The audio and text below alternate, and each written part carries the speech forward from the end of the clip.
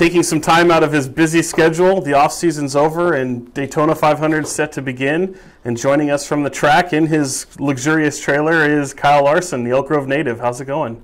Yeah, it's going good. How are you? I'm doing great. I can't imagine what this week is like. I mean, I know you're coming out of the off season. There's never an off season for you guys. It's not like you roll off the couch or anything, but then you go right into your busiest week. How is this?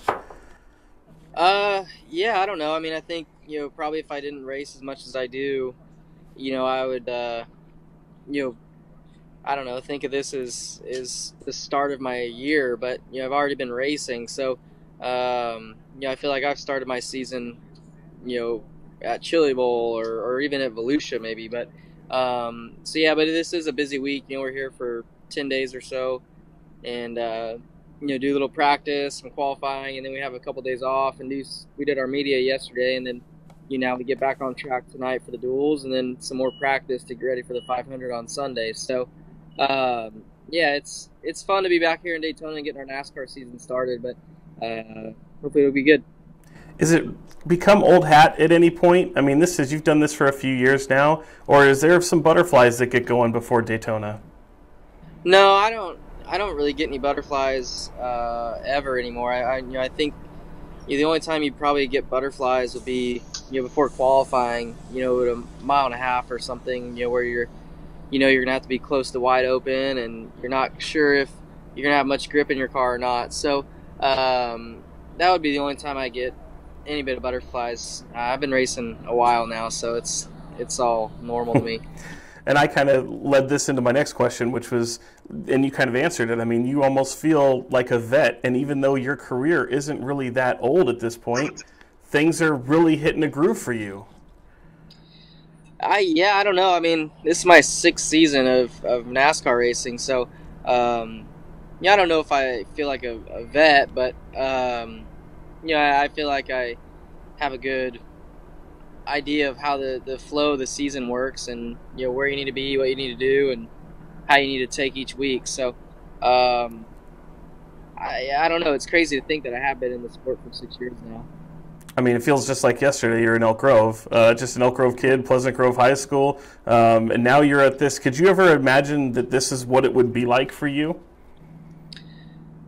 I guess you always hope this is what it would be like. My goal was always to make it to NASCAR, so I think from an early age, but it didn't really start becoming a reality until I was 15 or 16 years old. So I don't know, I guess you grow up watching Jeff Gordon and Tony Stewart and guys like that you looked up to, and so when you make it, it's nice and it's satisfying.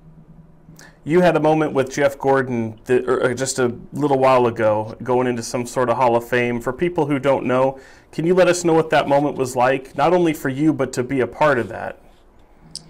Yeah, he got inducted to the NASCAR Hall of Fame recently. So, yeah, that was really cool to be able to go there and go to the event and help introduce Jeff Gordon on stage the night of his induction. So, I didn't think it was that big of a deal until the couple of days leading up to it, and once I was there, I was like, this is a pretty big deal, and it meant a lot to me to be able to do that with him. That's awesome. And Kyle, I know you're so rooted with NorCal. I know you're a Kings fan. We've seen you at some Kings games. How fun is it for you to know that the Kings have kind of been doing something this year and people are starting to take notice? Yeah. I mean, it's cool to see. I haven't really gotten to watch many games, but I've been paying attention for sure. Through Instagram and social media, and I'm just hoping that they can keep it up to make the playoffs. I think that'd be really, really cool if the Kings could get back into the playoffs. It'll be tough though. 12 years hasn't happened in 12 years, and they're that close. That's nuts. And just a few more. I know Daytona, I've asked this question before. To have a successful Daytona 500, do you have to win, or can a top 5, top 10 finish to start the season, can that be a success? Yeah, I mean, I think for me and how often I seem to get collected in wrecks at these places, I think a top 10 would be nice way to start the year. Get some stage points and get a top 10 finish would be good. Obviously, everybody's goal is to win the race, but you don't also want to dig yourself a hole the first race of the year and you walk away with a 36th place finish or something like that. So if we can get a top 10, that'd be great. You're a big name within the sport. You've always had a big name teammate, and this year you've got a brand new one that's getting a lot of attention in Kurt Busch. What is this like? What is he like to have him as a teammate, and how do you see this year going on?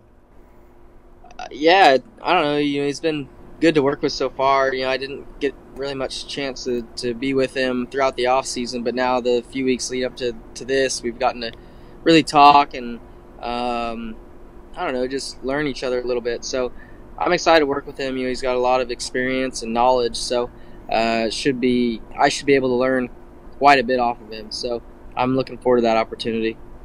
And then final two, following you vicariously on your social media accounts, I know you're kind of getting into golf. At least you're making it more known that you're into golf. I mean, how much is that an itch that you scratched throughout the year? Yeah, I picked up golf a few years ago, and yeah, I love it. I've gotten better. I'm still not great. I'm like a 15, 16 handicap right now, so I want to get a lot better still, but I enjoy it. That's probably my favorite part of being a NASCAR driver is just getting the opportunity to go golf at some really beautiful golf courses. So I just need to get some lessons. I need to find some time to get some lessons. Those are two crazy different environments. You've got being a race car driver, stock cup driver, and then here you are in a serene setting like a golf course. Is there anything that you can draw a comparison to when you approach that activity? Maybe just, I guess, the pressure you go through, on a pressure putt or, last couple holes, I guess the pressure you feel then is similar to, a late race restart or something. So, if you can stay calm on the green or whatever when you're, playing your buddies about to win a lot of money, you can usually stay calm in a race car too at the end.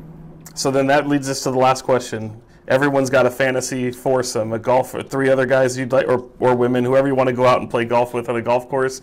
If you had living or dead, who would you want to go out with on a golf course, play around a golf with? I don't know. I mean, I guess Tiger Woods, Jordan Spieth or something, and maybe I don't know. Maybe getting to do it with Stenhouse part of it would be fun. That'd be awesome. Us two get to play with them too would be cool. So you took it a different route. You're married. I'm not. I'm picking Rihanna, Emily Ratajkowski. That's where I go. Well, I don't know how good at golf they'd be, but that'd be something you'd rather do. Yeah. Very good. I appreciate you, Kyle. Thanks for making time. I know this week is hell for you, and for you guys to clear up some time and fit us in a little bit back here in Sacramento, we really appreciate it. Yep. Sounds good. All right, buddy. We'll see you soon. See ya.